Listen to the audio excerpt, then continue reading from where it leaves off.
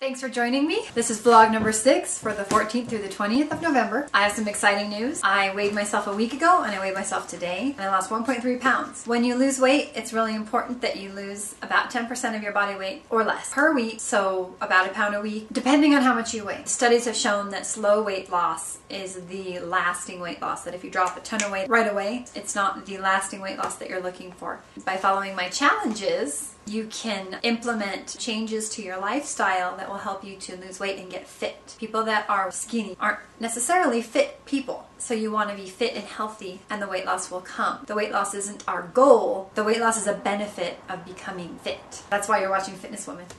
I now weigh, should I say it? 149 pounds. I've been adding weightlifting into my fitness regimen, so I've been gaining muscle, gaining weight, bouncing around a lot on the scale, burning off calories and fat, losing fat, and I hope. The more muscle you have, the more your metabolism is picked up and burning calories. You want to be burning calories while you're sleeping, while you're eating, while you're shopping, while you're driving. You want that muscle mass to increase and burn more calories. And I'm not worried about getting huge and bulky. Women don't typically bulk up. Usually we just get more and more toned as females. Men have more ability to bulk up than women. Give me my notes, baby. Where I'm at. At first, when I started lifting or adding weightlifting into my fitness regimen, I was very concerned because my weight was going up, not down. But I noticed my clothes were fitting looser and looser. If you start lifting, or when you start a fitness program, try not to get on the scale too much. You're gonna see your weight fluctuate crazy. You use your clothing as a gauge and then you'll be encouraged by that. And try not to get on the scale more than every few months even.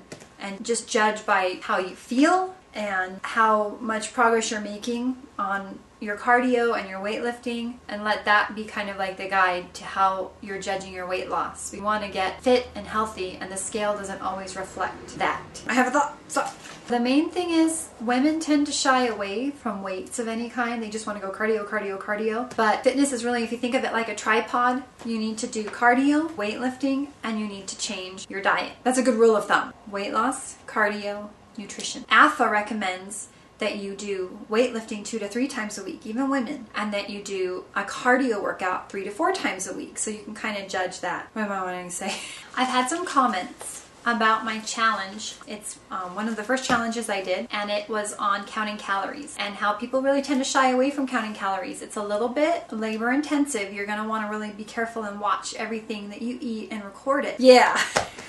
Okay. Nobody wants to count their calories every time they sit down to eat, but you will see results from it, and we need that. We need to pay attention to what we eat. You pay attention to your checkbook. You pay attention to how much gas you put in your car. You need to pay attention to what kind of food you put in your body and how much. The same way that you kind of pay attention to your miles per gallon when you put gas in your car, you want to check how much fuel you're putting in your body and how much result you're getting out. I lost it.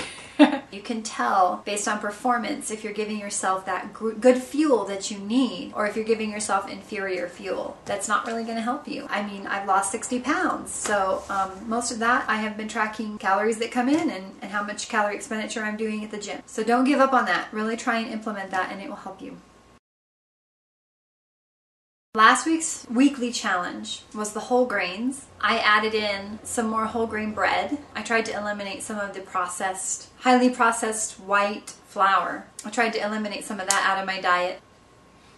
What do I want to say? Switching to whole grains has been kind of a challenge for me because I don't really like whole grain bread. I don't like wheat rolls. I have noticed a difference in running especially. That's definitely helped me, I think, in getting a little more performance out of my body. I have practiced running. I'm not terribly good at it. I have really tried to make an effort, mostly because my husband outruns me. I've gone by myself to kind of like train so that when we run together, I perform a little better. So far, I can get around the track about 6 times jogging, and then I do a speed walk lap to warm up and a speed walk lap to cool down. I'm getting about 2 miles in, but not all of it's running, and I really, by the end of this month, my goal is to make it that I run for 2 miles and do my warm up and cool down. Don't forget to warm up and cool down. It's really important. Of course, you can check out those articles on my website. They're really, really good warm up, cool down articles on why you need to warm up, what you're looking for when you warm up. The cool down page is good too.